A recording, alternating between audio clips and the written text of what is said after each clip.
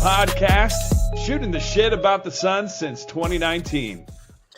Hey, thanks again for pressing play. Welcome once again to another edition of the Suns Jam Session Podcast.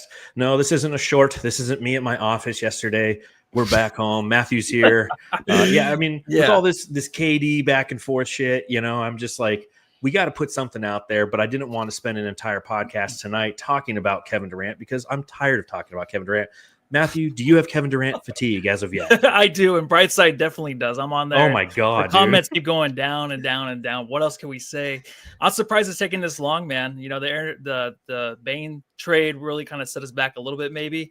So hopefully this thing's kind of wrapped up by the end of the weekend. I hope right? So. Because again, like on Brightside, I don't know how many more mock trades myself and the writers can, put together thoughts on people shooting them down. I don't know how many more situations I have to listen to from a guy who once parked a car at Phoenix Arena back in 2006. Like his niece heard something around the dinner table, and therefore they're now a source on Twitter. So we just need to go ahead and get this thing over with. But this is distracting because the draft is a week away, man. It's a week from tonight, round one.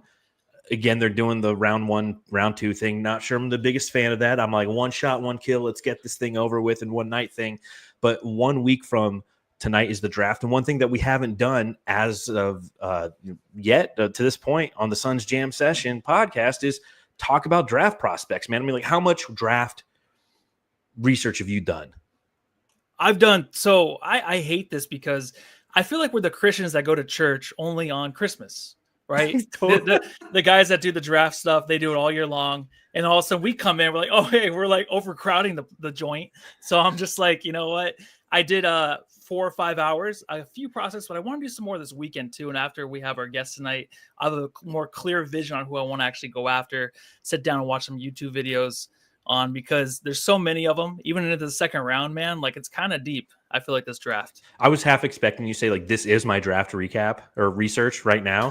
I'm going to learn a lot tonight. But I completely agree. As people who watch the NBA as much as we do, night after night, after every single Phoenix Suns game, we're live right here and we're analyzing the game. We're talking about the players.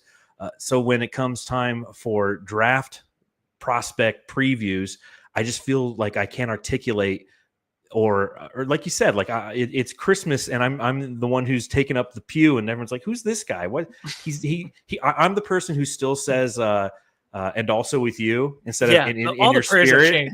They changed all the prayers at Catholic Church, and I'm like, man, I'm definitely showcased. I haven't been here since like Christmas or the last funeral in my life. So with that being said, we thought that the best way to provide the best possible summation and draft preview, we should bring on somebody who actually lives and breathes this stuff. This is their church. We're bringing a priest in. His name is Father Rucker. He's going to be here. He's going to bless us with his presence. But for those of you who do read my writing over at brightsideofthesun.com, this is my 3rd or 4th year being the managing editor, and like my 5th or 6th year writing. I typically go to the No Ceilings Substack and read a lot of the research that the guys over there do. They have a podcast that I listen to, and the writing is year round, kind of breaking down different prospects for the upcoming draft. So with that being said, I thought I'd bring on, from No Ceilings, Father Tyler Rucker is in the house. So Tyler Rucker from No Ceilings, how you doing tonight, man? I'm doing great. I thought I was here to talk about KD rumors. What are you guys talking about? Yeah, no, I'm kidding. I want to hear what you have to say. Now what's interesting is you're local, right? Like, you live in Scottsdale, right?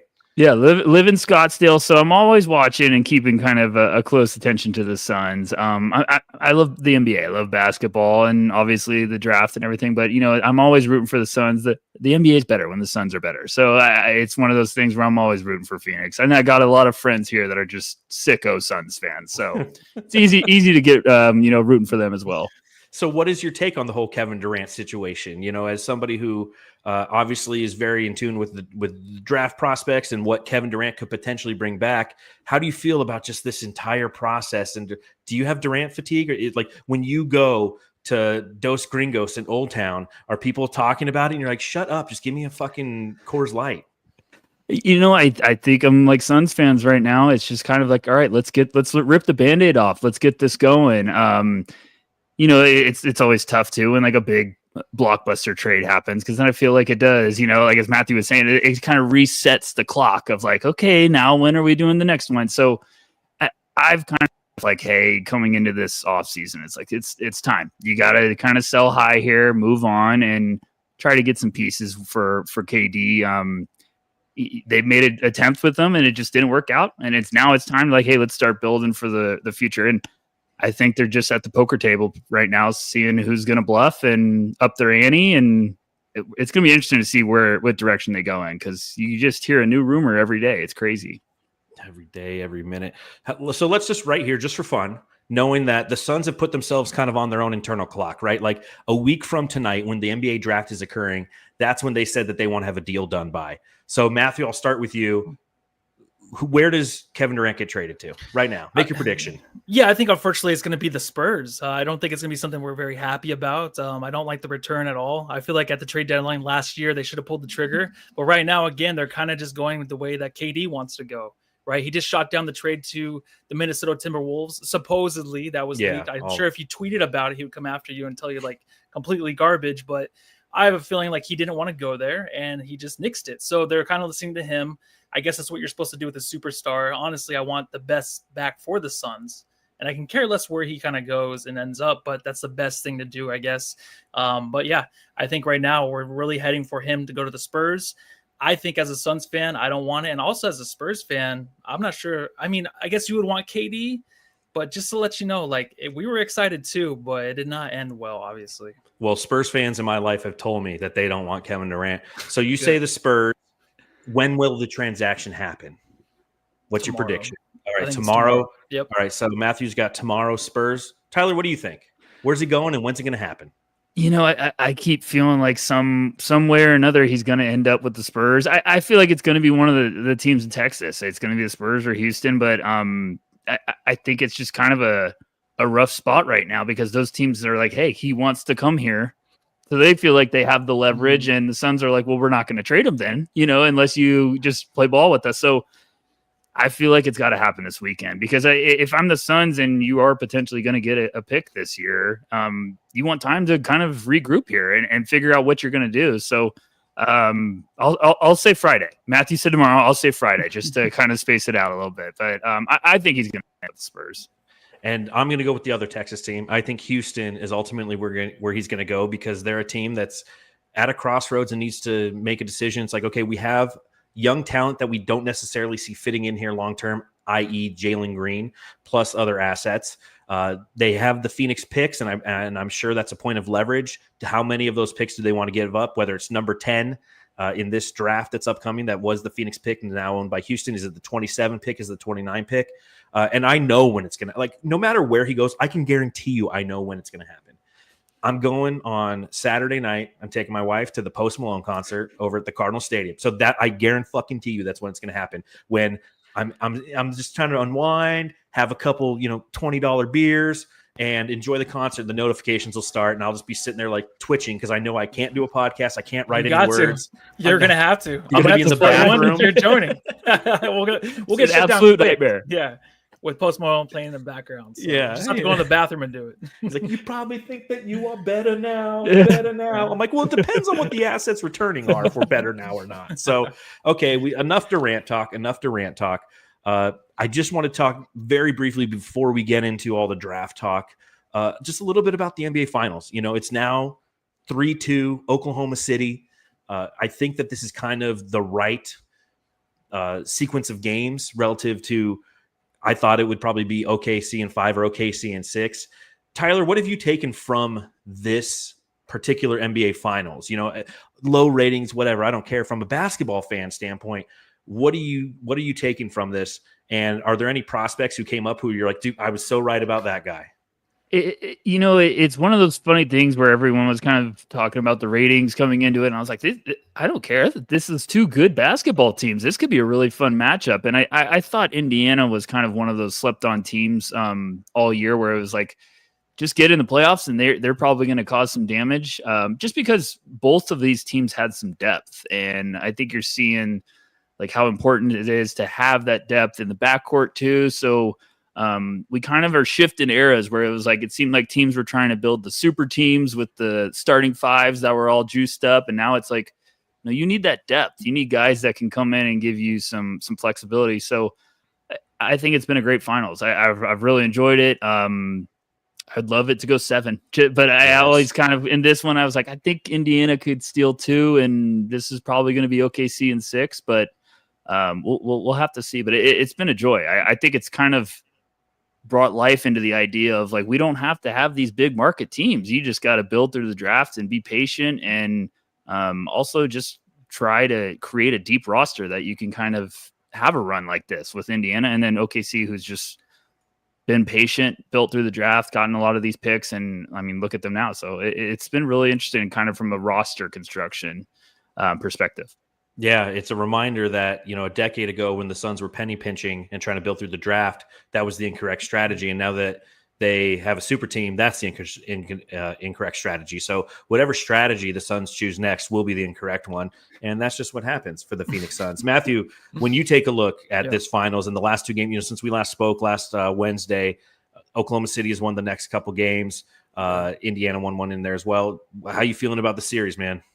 It's kind of a bummer. It is a little bit. I kind of wanted Indiana to go up 3-1 just to make it a series, because I feel like once they went 2-2, it was going to be over and OKC would take it. I just feel like this series has been Indiana, like it's been there for the taking for them. I feel like they had a chance to really win game 4. Yeah. Game 5, it was close until the last few minutes with Halliburton being hurt and scoring 0 points in the first half, and then Stephen A coming out and saying like, hey, you probably should sit the rest of the game, which is absolutely crazy. The guy's been so clutch. Even if he is on 1 foot, you got to put him out there.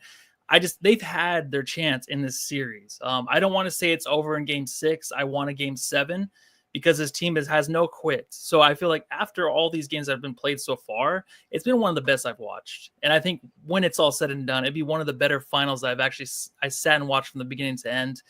Just basketball wise, it's been 2 great teams, like you said, Tyler. And I haven't been able to actually get up and go to the bathroom until halftime. It's been that good.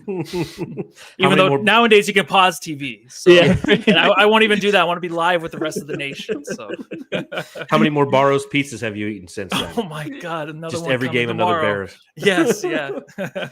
Well, I'm excited. If anybody wants to watch the game, I'll be down at Zips at Park Central tomorrow watching game 6 with some of my buddies, with one of my Spurs buddies and one of my Celtics buddies. So it's always fun conversation there. I'm like, tell me more about winning. But yeah, it's just it's a bit of, you guys both hit the nail on the head in my opinion. We've been talking about it as we do our weekly podcast here during the off season.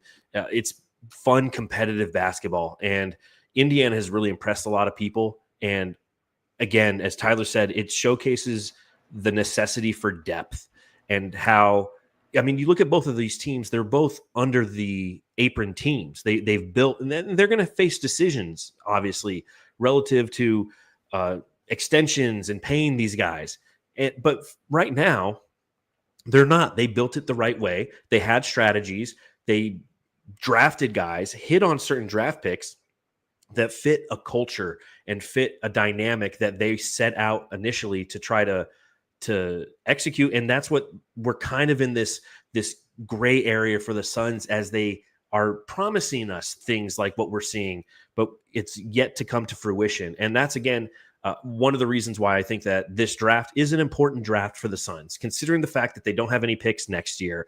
And, until 2032, they don't control any of their picks. That is to say, if they have a bad season, it doesn't matter because the result isn't going to garner them a lottery pick. Their pick is dependent on other teams and their swaps. So even if Phoenix is bad, they're going to get the worst pick, just like this year. We should have had 10. We have 29.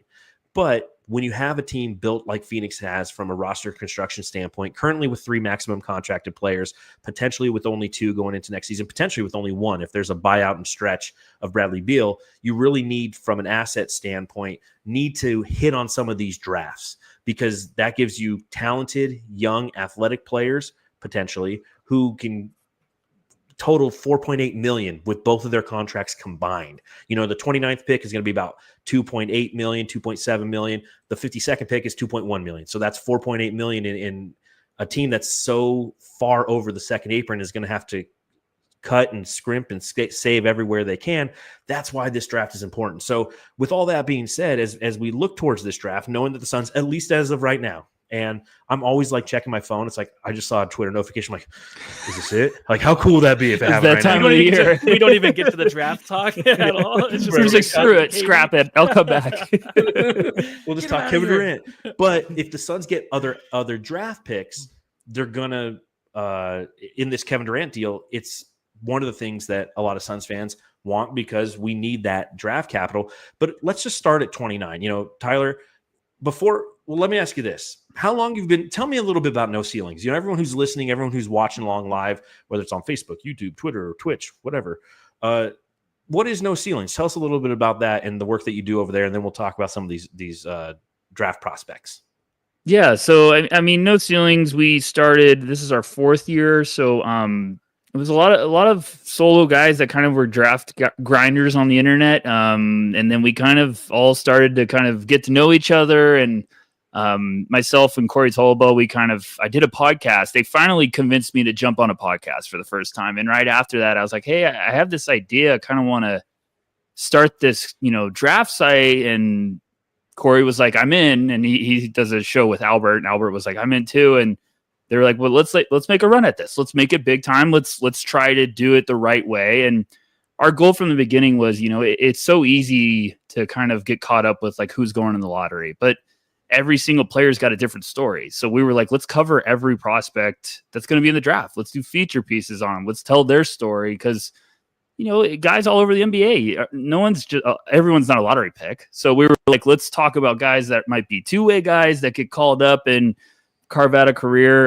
The Patrick Beverleys, guys like that, are all of a sudden it's like, who is this guy? It's like, we want to give them the spotlight that, guys are going in the top 10. And so we've been trying to do that and kind of talk about these prospects in a positive way. Last year, one of our guys talked about Dalton Connect in the off season. And then all of a sudden it was like, oh, that was a good find. So it's pretty cool when we're kind of looking, we got a team of about 15 guys now, and everyone's got their own little like expertise. We got some guys that are just obsessed with like the D1 lower guys and the transfers. We got some guys that are really, obsessed overseas. So it's been a great thing, but we're just trying to kind of, educate everybody all year round about the depth of each draft class and what these prospects are. And I appreciate that because, again, the depth of the draft, I think we're seeing, especially if you look at, the current construct of the teams that are in the NBA Finals, some of them have second-round draft picks. Some of them have undrafted guys. And you guys have done a good job just speaking and telling, as you mentioned, telling those guys stories because that's important. And you look at the landscape of college basketball as it is currently today. And, yeah, you're going to get those high prospect guys, those high upside guys generally who are younger. But given how the transfer portal and everything works, you have players who play 3 or 4 years. They're coming out 23, 24 years old, and maybe their career didn't break the way that they thought it would, but they're still a highly talented player. So from a depth standpoint in basketball in general, it's higher than it's ever been. And we see that across the NBA. You can't go into any arena and go, oh, this is a pushover. The Suns had a hard time with Washington twice last year. It's because they have young, hungry guys who are trying to prove themselves in this league. And it starts at the draft. And again, kudos to you and the No Ceilings guys for telling those stories, because I know that I read them. Like I said, like Matthew joked at the front end of the podcast, I show up to church a little bit late. I genuflect wrong. And then I sit in the pew and I just absorb the gospel that you guys are preaching out there because it's quality stuff. And as I'm looking at prospects and I'm looking where the Suns draft, I continually see what you guys say, not just recently, but throughout the prospects journey. What did you guys say about this guy back in November? Okay, it's January. It's post the tournament. How has that perception changed? So, great job to you and great job to everybody there. Let's talk about some draft picks. I guess I'll ask you this one first. We were going to go through some different prospects, and we will. There's different prospects that we've written about at Bright Side of the Sun for the 29th overall pick. But I'll ask you this one. Which prospect do you think the Phoenix Suns are going to draft? And can you tell us about him? Yeah, I wish I had a crystal ball. The thing with the Suns, and I know I'm probably going to run around the question and then finally answer it, but with the Suns over the last couple of years, it's like I knew what they were trying to do. It's like, hey, we're close to we have this roster of all these big names. We're close. Let's just keep doubling down. Let's trade these picks. Let's make some moves. I'm a big believer of that catches up to you. And if you don't hit, it could get ugly in a hurry. So one of my biggest things with the Suns is like, you have to make this pick. You can't trade it. You got to make it. Either you can try to go up, or my biggest thing with KD was like, I would say to every team, like, you have to give me a pick this year. It has to be this year. We have to have a first rounder. So I think with the Suns, I'm expecting that they're going to have 2 picks in the first round. Because it would just make all the sense in the world.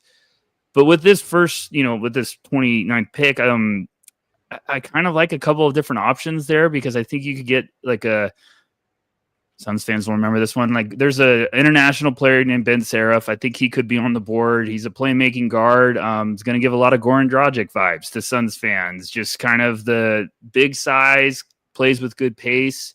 I think you got to get some backcourt help. I think you got to also try to get some athleticism.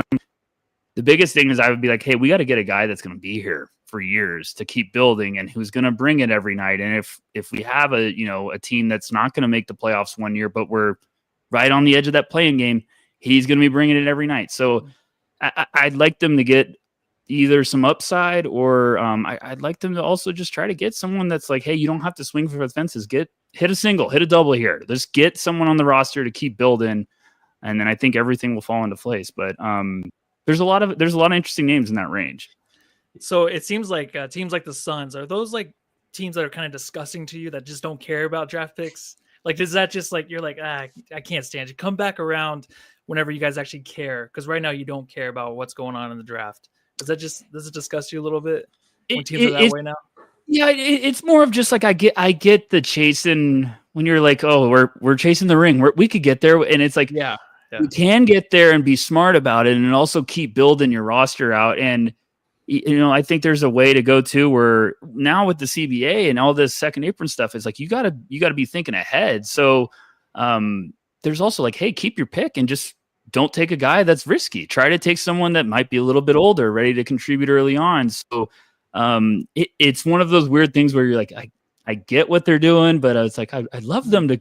I want to talk to Suns fans about the draft. I want you guys to stay in. So I'm really intrigued with, Phoenix is one of those teams I'm keeping an eye on this weekend, especially because I'm like, wait, what would they do if they get up there, if they get one of those picks? Because you can really start the process in a hurry, and this is a strong class. They could get a little fortunate. All right, so let's talk about some of these guys who are going to be kind of in that 29th overall range. Some of them a little past it. Some of them might be a stretch. I know that the second guy that we're going to ask about is probably one of my favorite prospects, but I'll start with the French kid, Nolan Traore. Am I saying that right? Oui, mon ami. Tell me a little bit about him. Fit in Phoenix, his upside. What are some of his intangibles and deliverables? Yeah, so Nolan was playing overseas for St. Quentin. He came into the year and was kind of one of those prospects people thought he could have been a top 5, top 7 pick. He's got some good size, around 6'3", 6'4". One of those guys that plays with good pace and some good playmaking, good feel for the game, just kind of a smart player. He had a kind of it was funny, I was kind of talking to an executive, and he's one of those guys where he struggled at a midpoint, and it was like, oh man, he's really struggling. He's having a rough stretch. And then when you go back and look at the big picture, it's one of those players that didn't have a summer. He just kind of been playing hoops nonstop, full speed. He was trying to make the Olympic team for Paris, or for French. I'm sorry. And he was all in on trying to make it, and he didn't make it. So I think he got bummed on that, and then immediately was thrown into like the regular season. And it was just a numbers thing. It wasn't like a talent thing, because Nolan's very talented, but he had an up and down season. I think he could be a name that just kind of slips a little bit, because there's just so much uncertainty above it. Like I've talked to a scout who's like, hey, there's 11 names that can go from 9 to 14. And I was like, those numbers don't add up. So like, what's going on? So it's just going to be, there's always value that slips down the draft. There's always some names that you're kind of watching the broadcast, and you're like, wait, they're still on the board? What's going on? So if Nolan ended up in Phoenix, I think it'd be great for both parties, because I think he just needs some time to continue to groom. He's still young, but players rave about playing with him, and he's lightning quick with the ball in his hand. Like he has an explosive first step, but had some issues with turnovers early on in the year, fixed it a little bit. But there's still a lot of teams that are really high on him. So he's kind of a wild card, but if he's on the board for Phoenix, I think that's a great direction. Great value too. Yeah, maybe he ends the skid of the point guards from France, Frank Ntilikina, Frank the Tank, right? Yeah, right. Yeah, and then also Killian Hayes as well, Killian who's Hayes. kind of, I feel like people are still believing in that guy last year. Yeah, exactly. So, but yeah, hopefully he can end that drought. The next guy John was talking about, I love this kid, man. Yeah, Cedric Coward, a guy that some would say, I was listening to Bill Simmons' podcast this morning, and someone mentioned that someone in Target told him that he might be the best guy in this draft, best player in this draft. Do you find that to be possibly true, or what's your take on that guy? And can he fall to Phoenix? Is there any world where he falls to 29? Well, I don't know about 29. He's a very hot name right now when you ask around. But if we all of a sudden get a trade, maybe that's where the Suns could be like, well, now we're right in the wheelhouse for Cedric Howard. He's an awesome story. He came from a D3, worked his way up. I think was playing at Eastern Washington. Then he goes to Washington State this year. He was looking great after about 6-7 games, and he had a shoulder injury, so he missed the rest of the season. But he's lengthy. He's your 3-and-D with a lot of length. Yes. I kind of compare him. Like I was telling my co-host, Tyler Metcalf, on our podcast, I was like, the first time I watched Coward in depth, I got Mikal Bridges out of college vibes, just with like the length, the shooting. He's not the defender that Mikal was at Villanova, but Mikal was also there at Nova for a couple of years. So it would be one of those players that, hey, 3-and-D early on and he's a smart kid. I've heard nothing but great things about him, but there's a lot of stuff to still untap, despite him, being a little bit older. He's a late bloomer. So, like, if the Sun, I don't know if he'll be there at 29, but if the Suns, all of a sudden got 14 or 10, I think he's worth the swing because safe, but also really good upside. Yeah, and that's what I noticed when I watched his footage. Again, as you mentioned, like the majority of his footage is from Eastern Washington a couple years back, because of that injury at Washington State, but just athletic as all be. As you mentioned, when you say Bridges around these parts, everyone gets excited because that's what we miss, is just somebody who can defend. And he's a better, from an offensive standpoint, I feel, a better offensive draft prospect than Mikal Bridges was. Bridges has had some hitches in his shot, and he's developed into a decent, in fact, the best I ever saw him play basketball was right before we traded him for Kevin Durant. So we kind of sold high on him, but I absolutely love Cedric Coward.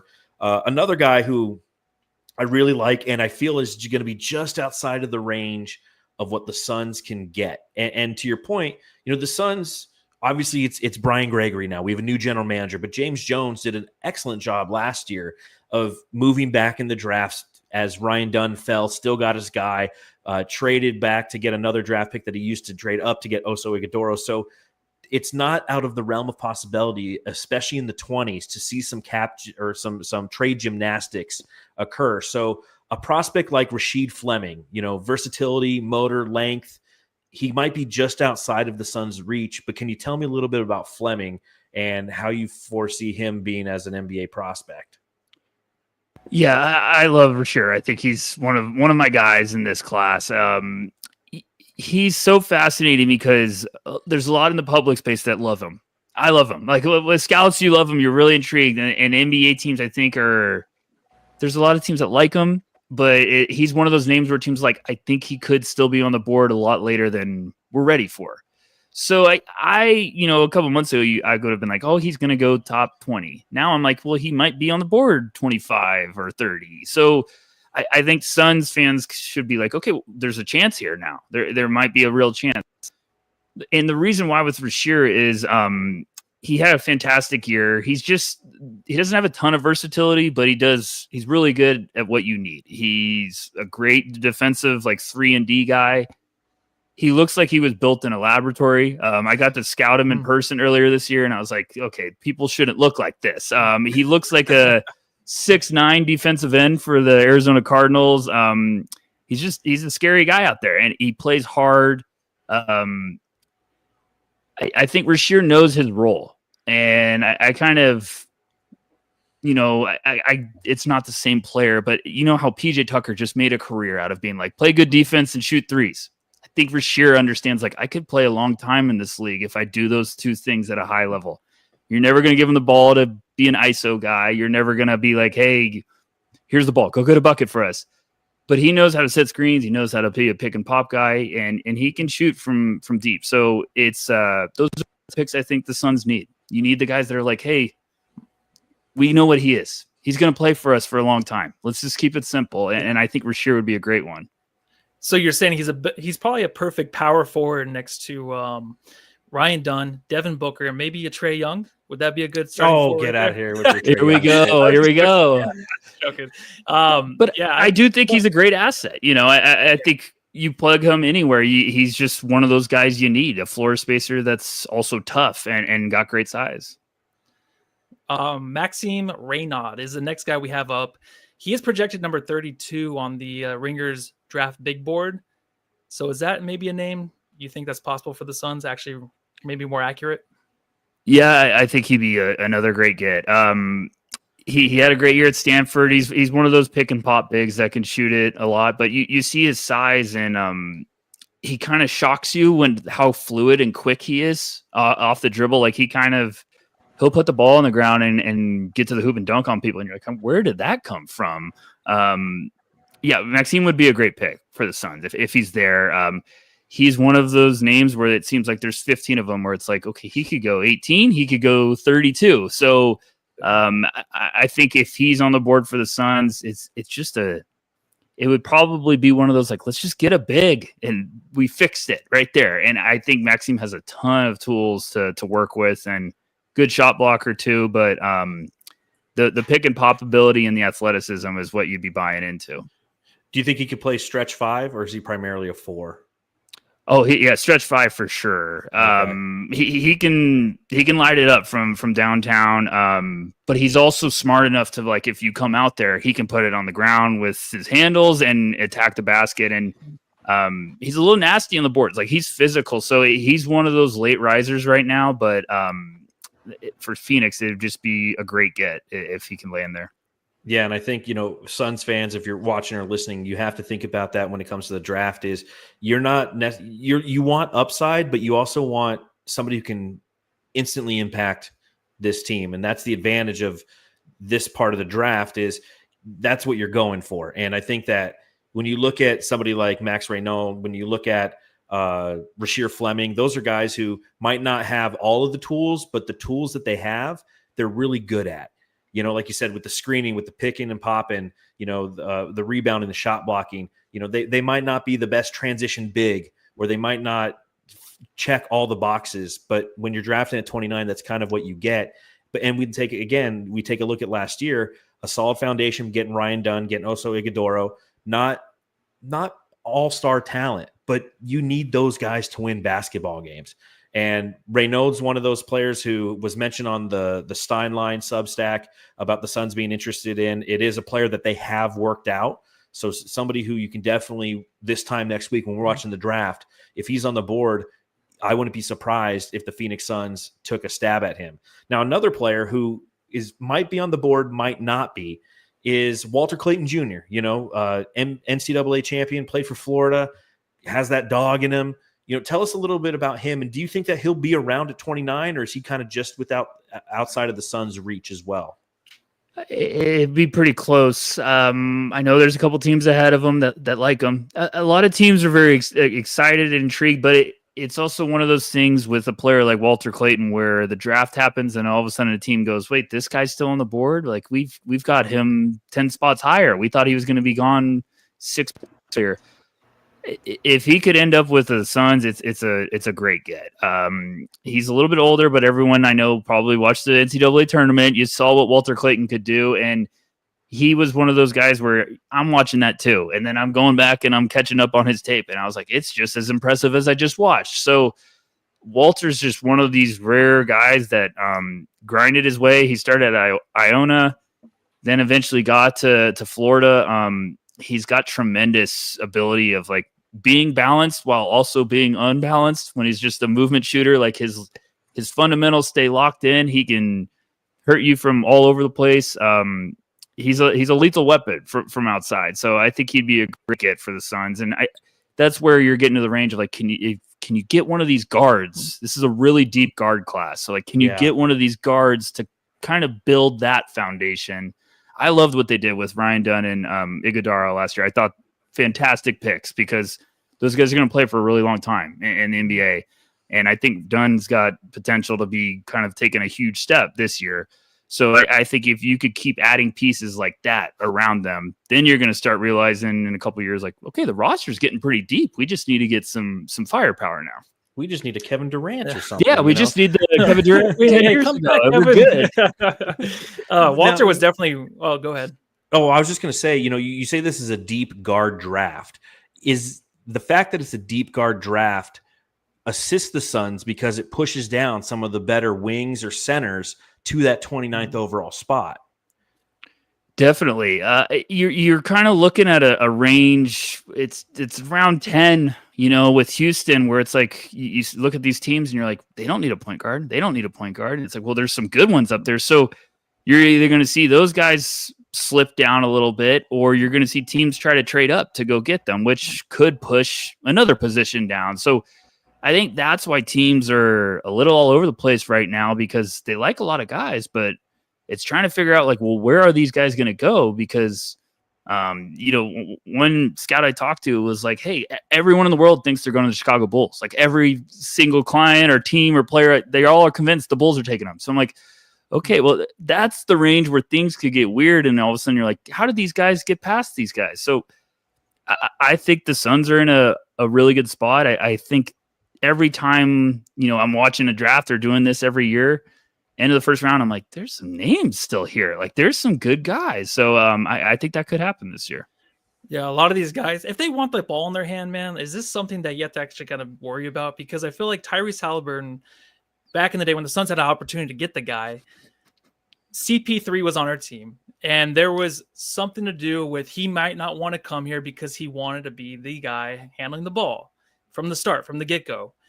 Any of these guards that the Suns have to go after, is there some kind of pressure to where the Suns have to be like, all right, either we're going into the season as Booker as our guy, handling the ball to be the point book, and do these guards that we might draft need to know this coming in before we draft them? Because I feel like these guys, especially like a guy like Walter Clayton Jr., seems very confident. Seems like he wants the ball, and seems like he wants the ball with the game on the line. Like he seems just like that dude. So is he going to have issues coming here if it's Booker being the main guy as a guard? You think that's going to be an issue with any of these guys?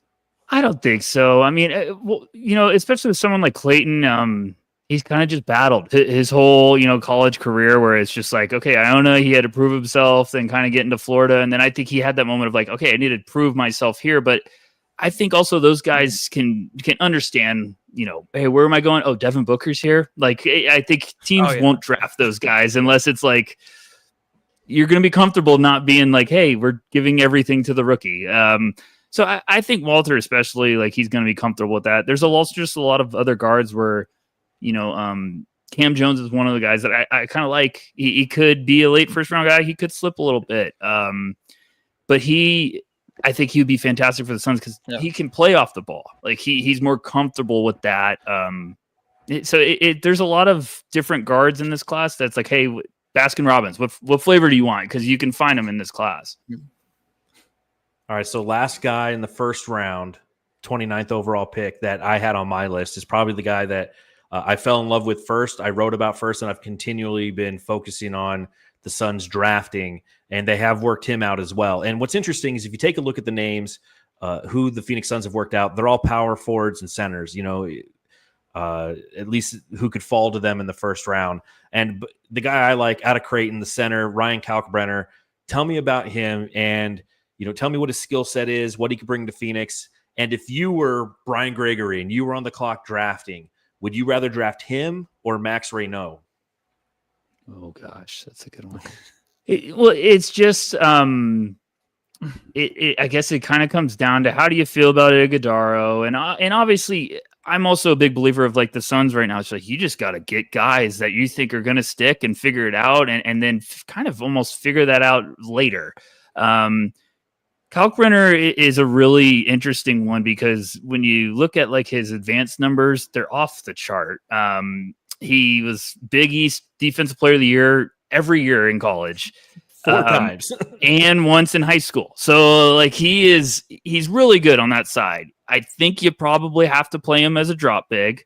There's a lot of tools though, but there's also a lot of maturity of like he knows how to play defense. Like he knows how big he is. He knows how to use his length to not block everything in the world, but just be disruptive around the basket. And he does block a lot of shots. So I think it would be, one of my guys at No Ceilings had a great way to explain this. He said Kalkbrenner in the first round would be like in the NFL draft when you take a guard. Like you take a guard in the first round, and I said, you know what? But that's perfect. Like it's not going to be something that you're just like, heck yeah, as a fan base, but you're like, we really need a guard in the NFL. We need someone to protect the quarterback. So I think Kalkbrenner early on would be a great rotation big that you were hoping could maybe turn into something else. And it's just one of those things. He's always been a smart player that knows how to do it the right way and very skilled. He's shown a little bit of touch from outside, but I wouldn't get married to that idea because it can get ugly sometimes. But the fact that he shoots it is encouraging. It would be really tough between those two because it's kind of like, well, Reynaud, I think, has the bigger upside of just like the offensive side of the ball. There could really be a nice weapon with Booker as a pick and pop guy. So I think I'd go Reynaud there, but either one, I think you'd be ecstatic if you're the Suns. I think if you land one of those guys, it's a good pick. I like what I hear. I like what I hear on both of them. Anyone that's under the radar that you think the Suns should get at 29 that we haven't mentioned? Man, you know what? I can't. It's tough because I get to the Suns and I'm just like, at this point, I just want guys that like, one, get the Suns fans excited. One that you're just like, I'm not worried about him bringing it every night. Adouth Diarra is just a name I think Suns fans just get familiar with. He's at Arkansas. He's ripped, stocky wing, really, really explosive. The shot's still a work in progress, but he plays every possession like it's his last. He's a great kid. One of those guys just like out of nowhere. It's like, oh, he just flew out of nowhere and threw down a monster tip dunk, or he just transition. You get really excited. So I know Suns fans hear that and be like, well, Ryan Dunn's got to work on a shot and out the arrow. At one point, I just want guys that are bringing it every night. And I think Diarra does so many good things on the court as a wing. He's a hustle guy, a garbage man. So I think that would just be a good reserve option if those bigs are gone and maybe some of the other options are off the board. Matthew? Anybody that I think? No, I just stay tuned after the weekend. I'm trying to give you some. I'm trying to give you guys some more. I'm not just saying it. It's the one team I'm so fascinated by with this draft because I'm like, man, they really gotta add some guys. I think there's a wild chance Jace Richardson's there, and I know Suns fans love to make the Michigan State jokes. Oh God, here we go. There's a real chance he's going to be there. So yeah, I get familiar with that. But his dad had a baby with Steve Nash's wife. I'm just throwing it out there. Are you sure he posted a pic of that baby? Didn't he? Never mind. We don't have to talk about this. Yeah. All right. Do we want to go to the second round? Yeah, let's fire up the second round. Let's fire up the second round because again, it's a reminder, Suns fans. The advantage of this draft is on Thursday we have to care again. But isn't Thursday though like mid-afternoon? Because I feel like last year I was at work monitoring what the Suns were doing, knowing that they had that second round pick, which they didn't originally have. They only had the 21st or 22nd pick last year, traded down for Ryan Dunn with Denver, got the extra pick, then used that with another future second round pick to move up to 40 to get Oso Ighodaro. So I'm pretty sure that it's at like Thursday at 3 or some shit. But we do have the 52nd overall pick. So taking a look at some of those draft prospects, do you think, you mentioned Cam Jones a little bit earlier. Do you think Cam Jones could fall to 52, or am I just smoking some of that good sticky icky icky? He's a little tough one because earlier I would have said no, but when we're asking around about guys and it's quiet on someone, you're like, okay, what's going on here? It could be for one or two reasons. So Cam's one that I like the way he plays. I think he's a guy that deserves a little bit more attention. I'd really like him for Phoenix, and I'd even think about him, with that first round pick. If Walter Clayton's off the board, if Kalkbrenner's gone, if Reynaud's gone, I think Cam. I thought he should have gone out last year, and he stayed, and then Tyler Kolek and Iguodala left, and Marquette said, "Hey, take on all the responsibilities." And he still had a solid year, but I think he's much better with the player he was last year, which is like a piece alongside, like being someone that like, hey, Booker can handle it, but I can play alongside him. He's tough. He's got good size. I think that'd be a really good pick. So I don't know. It's kind of wild right now. Asking around, everyone's like, it's all over the place, and I don't know if he'll make it there. Yeah, I don't know if he'll make it to the second pick, but you never know with the Suns. Like maybe they get something else. Maybe they get traded up in the second round. I don't know. Well, he has a float game too, which I love. When you have a float game, that is just dynamic. You coming into the league with that, it's precious. Another guy, a guy from Duke, Tyrese Proctor. Will he be available this late as well, you think? I love this guy. I think there's a little bit of a chance. That'd be one I'd swing on for sure. He's still really young. He kind of came to Duke. He reclassified from Australia. Unfair expectations, I think, early on because he was just so young, and then he's gotten better each year. This year, he took a huge step as a shooter. So if he's there, I'd be like, oh yeah, that's a great value for the Suns. You might have found something because he's around 6'5". The shots come a long way, and there's just some times you're watching him, you're like, man, this kid could play. Like he's got talent, he's got tools. So I think it's almost like a value swing where you might be like, he's still coming together. He's still figuring it all out. So yeah, if he's there, I like that, and I think there's a chance. And what I like about him is the fact that he had to be versatile, right? I mean, his first 2 years at Duke, he was the point guard. He was the main distributor. Con Knippel shows up this year, moves into the point guard. He has to go off ball, play two guard, and he adjusted to it. And it's something that Grayson Allen mentioned at Media Day last year, the year before, where in his 4 years at Duke, he had to play 4 different roles. And because of that, it prepared him for the NBA to kind of take on whatever was thrown at him. And knowing that Tyrese Proctor is younger, but has showcased a willingness to be moldable is something that from an attitude and aptitude standpoint, I appreciate. And again, I don't think he's going to be there, but I can always hope. There are some names that the Suns have worked out to this point. So I'll throw a couple of these at you and just see what your thoughts are on them. And as I mentioned before, if you look at the list of who the Suns have worked out, the players who would generally go at 29 overall, those have all been power forwards and centers. So the Suns have showed us that they're interested in a power forward or center at 29. What's interesting is they haven't worked out any lottery picks. And I know initial reports where they had maybe worked out some lottery picks in hopes that a Kevin Durant trade would land them in the lottery. But you looked at the list that's been put out by Hoops Hype, who does this every year, and some other lists from internal local or some local Arizona sports reporters. And it's unfortunate that the Suns don't open up practice. I was actually going through and looking, 10 years ago, Devin Booker's practice, Bright Side of the Sun, Dave King interviewing him after his initial pre-draft workout. But with the 52nd pick, the Suns are looking, that's where they're looking at wings, and that's where they're looking at guards. Yeah. So Ryan Nembhard, I mean, obviously his brother is in the NBA doing his best to try to lock up an MVP. But Ryan Nembhard out of Gonzaga will be available, the senior out of, so what are your thoughts on him? Because he's somebody who could fall in that 52nd range. Yeah, I would keep a big eye on that one if I was a Suns fan. I think there's a real shot there. Ryan's problem is just that he's not the typical Cade Cunningham 6'6" point guard right now. He's a little undersized, but man, he could play. I think he averaged around 9.8 or 9.5 or something off the top of my head assists per game. He knows how to play the game of basketball. Obviously, everyone can tie in like, oh, his brother's on the Pacers and everything, but Ryan can play too. So if in the second round with having to pick that much later, I'm like, hey, if you need some point guard help, you might strike gold with Ryan, or you might get a scrappy rotation guard for years to come. So I think that would be a really good get, because I think there's some good value there. He's a little undersized, but he's just scrappy, really smart, and great distributor, great playmaker. So I think you can't get too picky with those picks. You got to find, hey, can this guy's NBA skill help us? And with Nembhard, it can.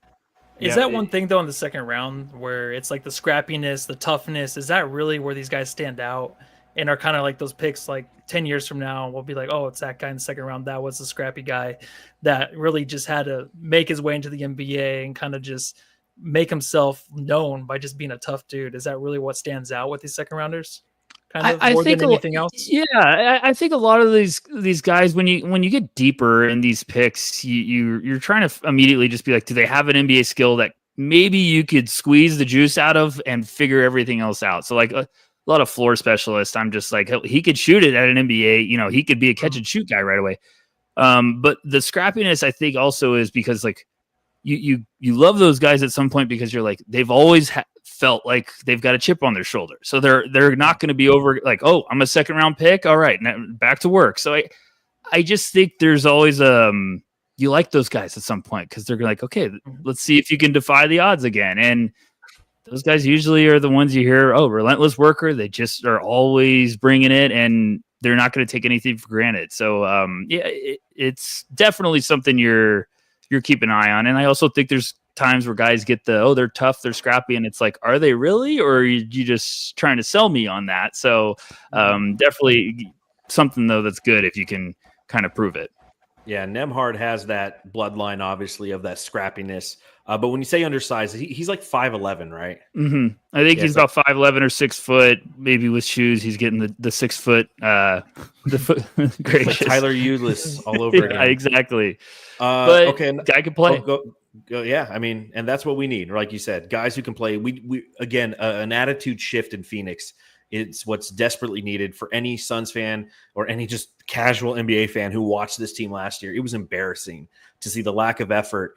And when guys like Colin Gillespie came in and they showcased effort, all of a sudden we're like, dude, sign that guy. He's our starting point guard for the next 5 years. Just because juxtaposed against the lack of effort and the lack of defense throughout the season, when you saw Gillespie or you saw Cody Martin or Ryan Dunn, I mean, those were the effort guys last year, and that's kind of sad. And so we need to develop organizationally and institutionally that kind of effort through the draft, through the organization, and all the way through the G League. Like, you want to be, as Matt Ishbia mentioned at the end of your season press conference, like, we want to be like the Pittsburgh Steelers. When you say our name, you know what our identity is. And, maybe a Nembhard is kind of one of those guys. Talking about wings, what about like RJ Lewis from St. John's? What do you know about him? RJ's a scrappy one too. He's one of those guys that the defense is really exciting. The athleticism is really good. I've watched the tape a couple times with him this year, and all of a sudden he just flies out of nowhere, and it's just this nasty rejection, and you're like, oh my gosh, he just came out of nowhere like a fighter jet. So with RJ, there's a lot of really good tools. It's just the offensive consistency, and it's more like the outside shot. Like, he battles, he's athletic, he's definitely has all the tools with a wing, and it's not that the shot's ugly, it's just inconsistent. Sometimes he gets red hot from out there, sometimes he just kind of has a rough stretch. So those are the guys in the second round that I would want, because I'm like, well, let's get them with their staff, let's figure this out, and then we've got tools for a two-way wing and someone that could bring it every night, like you're saying. So I think with RJ, he could be in the conversation there and could be a good option, especially if you're just wanting to build depth with wings. And every team wants that, and that's how you all of a sudden looking like we got some versatility now, some ways we can go. Okay, looking at who the Phoenix Suns have worked out thus far, who could fall in that 52nd overall range, I'm going to give you kind of a quick list of names. I want you to give me 6 words or less on each one of these guys to define them, all right? We're doing rapid fire, all right? You ready? All right. Totally unprepared for this. I'm such a dick, and for that, I apologize. No, you're good. This is fun. I like chaos. Kobe Sanders, shooting guard from Nevada.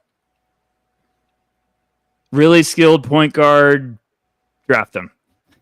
Okay. Like, I think there's a lot of tools to draft them. Just get them. If they could get them, yes. Mark Sears, Alabama point guard. Small, veteran. I like him, but cheese. No, small, but I don't know if it's going to work. He's just small. Okay. Like Nembhard, at least the playmaking. Sears has to score, or it's a tough one. Gotcha. It's like Saban Lee kind of was, you know. He dropped to 60. He dropped to 60 because he smells like cheese. Okay. Grant Nelson, the power forward from Alabama. Not my cup of tea. Okay. Oh, I like that. That. Nice. Jackson Robinson, shooting guard, Kentucky. We know about shooting guards from Kentucky here in Phoenix. What do you think of him? Skinny but really good floor spacer. Microwave guy can get red hot. Okay, and then my last one. I'm gonna try to get this name right. He's from Perth, right? So he plays over in the NBL. Izan Almansa. Man, 6 words or less for him is tough. We'll let you do 7 if you want. No, he's an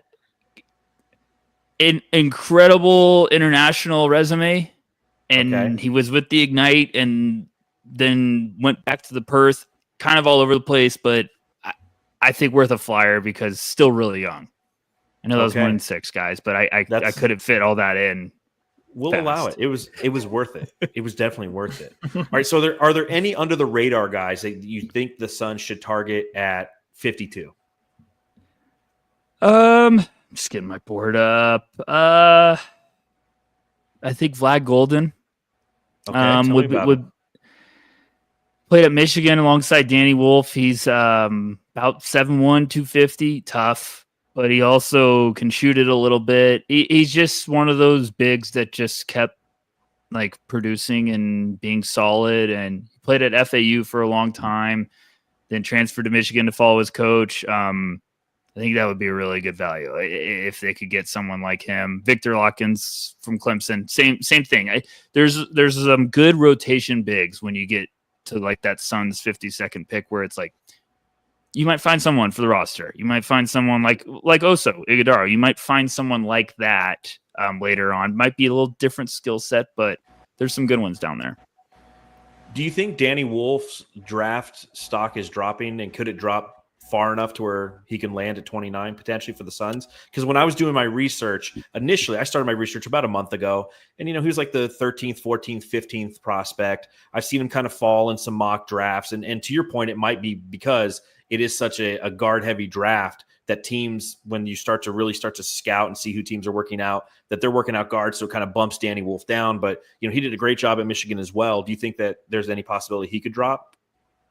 He's I keep joking with everyone that he's the joker in the deck of this draft class, because you talk to some teams that are like, oh my gosh, we love him. And you talk to some teams that are like, oh, late first, maybe early second.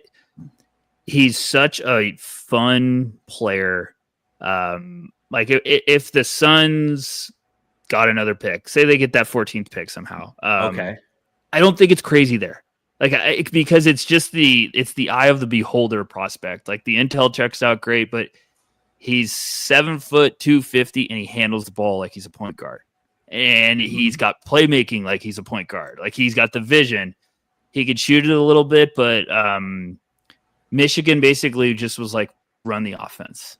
So he had some turnover issues, but it was one of those like, well, they asked him to do everything and he's 7 foot. But I think his range could shock us, and he could go later and be on the board for the Suns at 29. The Suns could get that 14th pick and take him. I think you're just buying like, this is a unique wrinkle that he could play with anyone. Like him and Booker, the 2-man game would be unbelievable. But every other team's thinking the same way. They're like, like OKC's like, oh, him and SGA, like this is fun. So he's one of the most interesting names going into the draft that I'm excited to see, because I've asked around to scouts and I'm like, he could go anywhere. It's not going to surprise us. So I'd love him for the Suns, because it's just a really good player to build around and keep moving forward with. I wonder, do you think that they wouldn't draft him because this is a Michigan State squad and he's a Michigan guy? Like, no, go green, go white, none of that go blue Maize. I mean, it's not even a color. Get out of here with that garbage, Michigan. Yeah. Go Irish. When you're talking about scouts too, and you're saying that, hey, they were really interested in him, or they're actually opposite, they're like okay with them. Are these scouts that actually like tried him out? Because the whole thing is a lot of these players obviously will want to go to where they want to go. So is that the case still? You know what I mean? Where they're kind of just giving it their all to the teams that they want to look impressive to. Yeah, I think it's kind of scouts are always trying to talk, like what's going on around the league. I like to talk to scouts from teams that I know don't have a dog in the fight. When I'm saying it is like if I'm trying to figure out what's going on at the top 5 picks, I'm not going to call Utah because they're not going to tell me anything because they're like, we're really trying to get a guy down here. Got it. So I'm always trying to be like, hey, give me an evaluation of a guy that's going away from your pick. Like, because I just want to get the biases out. And I think that's the big thing is they're also talking about guys like, hey, we're bringing him in, or he had a workout with us that was really good. And you also know sometimes when guys will be quiet when they don't want anyone to know, they'll be quiet. Like I have text, but all of a sudden I bring up a guy and it just goes dead silent. And I'm like, okay, all right, I got the hint. So it's a fun little game you play this time of the year because you're like, okay, I'll remember that. You liked that guy. So. All right, final question before we get out of here, Tyler. And again, thank you ever so much for your time and joining us. Right here, right now, who do the Suns pick at 29? What's your prediction? What's your mock draft say? I'm going to say they go with Maxime Reynaud. I think that's the one I would be keeping an eye on. I don't know if he's going to be there, but it's one of my favorite fits. If he can land with Phoenix, I think that'd be a really good landing spot for him and for what the Suns need. So I'll go that route. And you guys will ask me in 3 days and probably have a completely different thought process. So. 'Tis the season again. Exactly. We have a week until the NBA draft. We'll be live on the Suns Jam Session podcast, covering it once it's all done, once the first round's done, or once the Suns make the pick. So if you're bored and you want to come on, just hit me up and we'll have you on. Yeah. Once KD's traded, right? We get that absolutely. Pick. Absolutely. Check my notifications real quick. You never know. All right. Tyler, again, thanks for your time. Can you tell everybody who's watching and listening where they can follow you and your work? Yeah, I'm on Twitter at, I guess, Twitter, X, whatever you call it these days. I'm at Tyler_Rucker, and then NoCeilingsNBA.com. All of our articles are free. We cover the draft year round. We've tried to talk about the NBA too, and kind of we've got some lottery previews up for some teams. We've also got a draft guide. If you're looking to get kind of caught up on everything, we've got a digital draft guide up on the site. So thank you guys for having me. This was great. No, I truly appreciate it. Truly appreciate it. And again, Jamsters, make sure you subscribe, rate, review, do all that fun stuff. Matthew, we're up to 5 stars on Spotify now, yeah, but right? It's 4.9 now back then. I don't know. Fuck? I thought it averaged back up to Which 5 one of you assholes listening did that? We got up to 5 stars. They with probably over changed it to 5 reviews. and then they put it back down to 1. Man. Well, oh gosh, you know who you are. And if you're on Apple Podcasts, leave a 5-star review and all this. God, your mother always does this to us, And it was right at it was Father's Day. So I'm late for dinner tonight, so I gotta go. Well, in that case, Matthew, tell everybody what they can do. All right, go home, love your family, everybody. Bye, everybody.